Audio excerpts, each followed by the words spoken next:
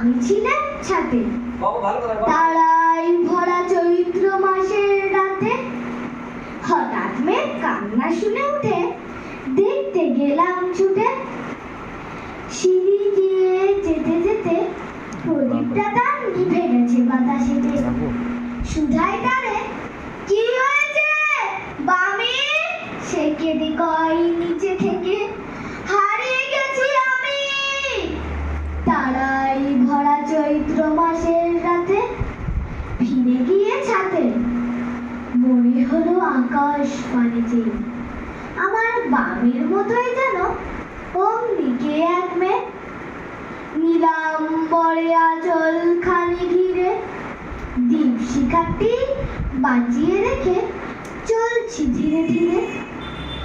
দীপ্ত যদি আলো যদি হঠাৎ যেত থামি, পথে ধরণীর ভয়গান সব দুর্বল সংশয় হোক অবসান। শুভ কর্ম পথে ধরণীর ভয়গান চির শক্তির ঝাড়ে নিত্য ঝাড়ে লাহসে অভিষেক লালাট পড়ে। চির শক্তির ঝাড়ে নিত্য ঝাড়ে লাহসে অভিষেক লালাট পড়ে। তব জাগ্রত নির্মল নূতন প্রাণ ত্যাগ ব্রতে নিগ্দীক্ষা বিঘ্ন হতে নিঃশিক্ষা। নিষ্ঠুর সংকট দিক সম্মান বিত্তই হোক তব বিত্ত মহান। বিত্তই হোক তব বিত্ত মহান। চলো যাত্রী চলো দিন রাত্রি করো অমৃত লোক পথ অনুসন্ধান। চলো চলো যাত্রী চলো দিন রাত্রি করো অমৃত লোক পথ অনুসন্ধান। জড়তা তামস হও উত্তীর্ণ ক্লান্তি জল করো দীন বিদীর্ণ। জড়তা তামস হও উত্তীর্ণ ক্লান্তি জল করো দীন বিদীর্ণ।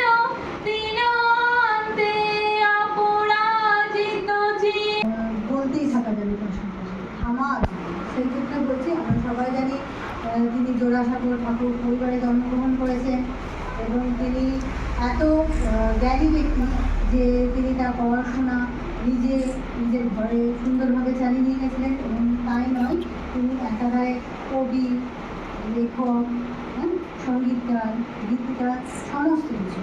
একটা মানুষের মধ্যে এত গুণ লুকিয়ে থাকতে পারে, রবীন্দ্রনাথকে সম্পর্কে জানতে পারে বা রবীন্দ্রনাথ ঠাকুরের দেখতে পেলে আমরা জানতে পেরেছি, আমরা বুঝতে পেরেছি যে তার মধ্যে কত গুণ লুকিয়েছে। শুধু তাই নয়, উনি আমাদের বাঙালিতে যখন ব্রিটিশরা অত্যাচার করছে দেশ স্বাধীনের সময়, তিনি ছিলেন নাইট উপাধিটা ত্যাগ করেছিলেন। রবীন্দ্রনাথের তো নাইট উপাধি ছিল না, রবীন্দ্রনাথ যখন নাইট উপাধিও ত্যাগ করেছিলেন যে আমাদের বাংলাকে ভালোবেসে বাংলার স্বাধীনতার জন্য। উনি একাধারে ফ্রিডম ফাইটার। কেন? তিনি লেখার মাধ্যমে যুদ্ধ ঘোষণা করেছিলেন, লেখার মাধ্যমে তিনি যুদ্ধ করেছিলেন।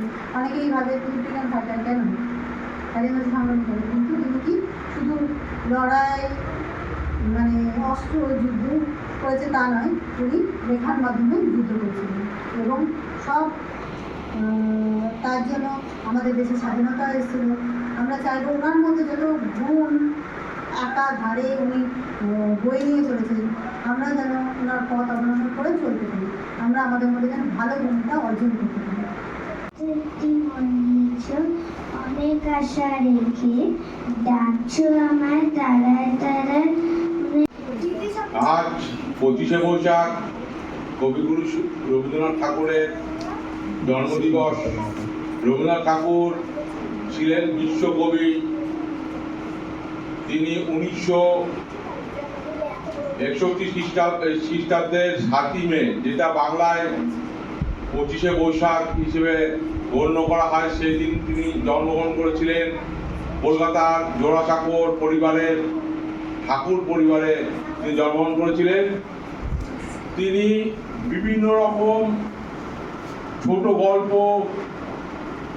গান এবং সঙ্গীত, বিভিন্ন রকম নাটক, আরও কবিতা নয়, আরও অনেক কিছু তিনি লিখে গেছেন। তার লেখাগুলি আজও বিভিন্ন দামিতে সবাই সেটাকে গ্রহণ করে নিয়েছে।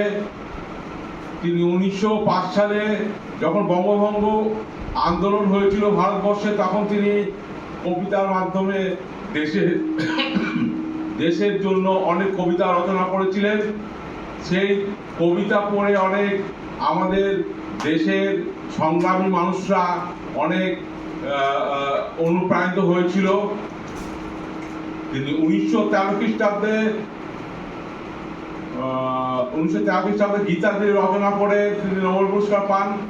গীতাঞ্জলি রচনা করে এখন বুঝতে হবে যে গীতাঞ্জলি রচনা করে কি বাংলায় করেছিল না কিসে করেছিল। মাখন বাবু দুটি ছেলে, দুষ্টু তো নয় কেউ, গেটে তাদের কুকুর বাঁধা করতেছে ঘেউ ঘেউ। 5 কড়ি ঘোষ লক্ষ্মী ছেলে, দত্তপাড়ার গবাই। তোমার কাছে আমি দুষ্টু, ভালো তো আর সবাই। তোমার কথা আমি যেন শুনিনি কখনো, জামা কাপড় যেন আমার সাফ থাকে না কোনোই। খেলা করতে বেলা করি, বৃষ্টিতে যাই ভিজে। দুষ্টুপনা আরো আছে, অমনি কত কি যে। বাবা আমার চেয়ে ভালো, সত্যি বলো তুমি, তোমার কাছে করেননি কি একটুও দুষ্টুমি? ও বন্ধু আমার, না পেয়ে তোমার দেখা একা একা দিন যে আমার কাঁদে না রে। না পেয়ে তোমার দেখা একা একা দিন যে আমার কাটে না রে। ভেঙে মোর ঘরের চাবি নিয়ে যাবি কে আমারে। ভেঙে মোর ঘরের চাবি নিয়ে যাবি কে আমারে।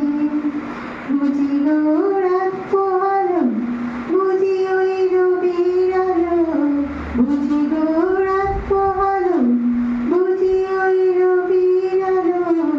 আকাশে দেখা দিল গগন পাড়ে, আকাশে দেখা দিল গগন পাড়ে। চমকে ওই নেই তোমার কিরণ পৌঁছাবে না মোর দুয়ারে। তো চরিতার্থতায় যেটা তুচ্ছ আচারের মরু বালু রাশি, বিচারের স্রোতপথ ফেলে নাই গ্রাসী। পৌরুষেরে করেনি শতধা, নিত্য চেথা তুমি সর্বকর্ম চিন্তা। আনন্দের নেতা নিজ হস্তে নির্দয় আঘাত করিত, ভারতের সেই স্বর্গে কর জাগরিত। ভারতের সেই স্বর্গে কর জাগরিত। ধন্যবাদ।